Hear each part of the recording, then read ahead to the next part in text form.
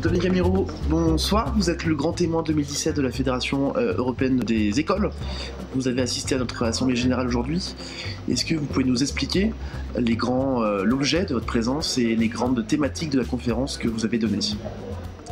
Écoutez, aujourd'hui, c'était important pour lancer l'Observatoire des métiers et des entreprises. L'idée, c'est de créer une plateforme entre les besoins des entreprises et les réponses que peuvent apporter les écoles, et surtout de travailler de façon collaborative entre nous. Notamment, on reçoit déjà des représentants d'écoles, étudiants ou enseignants dans nos murs de différentes manières que vous connaissez bien. L'idée étant, cette fois-ci, que l'entreprise entre davantage dans le cadre de l'école, tant pour fixer les objectifs en termes de diplôme qui correspondraient à ses besoins, qu'en termes de contenu des programmes, compte tenu de ses besoins, de méthodes pour amener les gens à bien s'adapter aux métiers qu'on souhaite voir se développer, type de management, etc. Et enfin, la labellisation des diplômes pour pouvoir les certifier en disant que on les garantit. Et pour nous, c'est bien sûr un engagement de pouvoir ensuite employer les gens quand ils sont formés dans cette direction. Alors, ça s'est passé en plusieurs temps.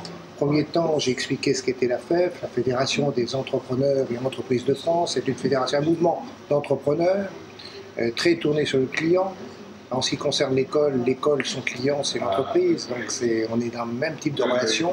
Donc, ça renforce ce type de relation. Ce sont des relations collaboratives. C'est-à-dire qu'en tant qu'entrepreneur, on a besoin des clients pour vivre et se développer.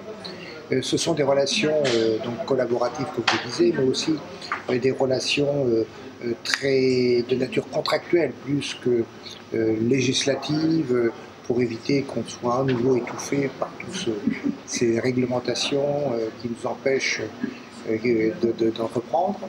Et puis, bon, j'ai par ailleurs sorti un livre qui s'appelle « Pour une République de citoyens entrepreneurs » et qui est complètement dans les thèmes qu'on avait à traiter, parce que nous sommes effectivement étranglés par un certain nombre de choses qui nous empêchent de faire, alors que l'entrepreneur peut faire beaucoup de choses. Dans une entreprise, la plus grande richesse, c'est l'homme. Seul l'homme est créateur de valeur, pas le capital, pas la technologie, pas les institutions. Donc c'est bien l'homme sur lequel il faut travailler pour développer la richesse d'une entreprise.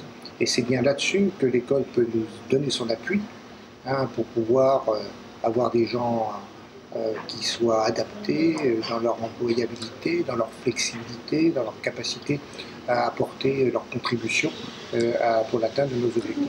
Leurs compétences. Leurs compétences, absolument. Vous avez parlé de délivrer une conférence auprès de directeurs d'établissements d'enseignement supérieur à une échelle européenne, voire mondiale. Comment former des entrepreneurs? Alors, d'abord, moi je représente des entrepreneurs industriels, et commerciaux, de services, et en face de moi il y avait des entrepreneurs qui ont des écoles, donc nous sommes de la même famille. L'entrepreneuriat, je l'ai dit d'ailleurs au cours de la conférence, ça se cultive. Et on devient entrepreneur en faisant. Il ne suffit pas de dire ça ne s'apprend pas. Ça commence dans la famille, ça se poursuit à l'école, et il doit y avoir une continuité entre l'école et l'entreprise.